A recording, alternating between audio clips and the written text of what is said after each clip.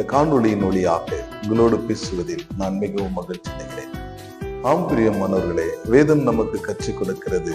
அது யோவான் 16ஆம் அதிகாரம் 20வது வசனம். மெய்யாகவே மெய்யாகவே உங்களுக்கு சொல்லுகிறேன், நீங்கள் அழுது புலம்புவீர்கள், உலகமோ சந்தோஷப்படும். நீங்கள் துக்கப்படுவீர்கள், ஆனாலும் உங்கள் துக்கம் சந்தோஷமாக மாறும். ஆமென்.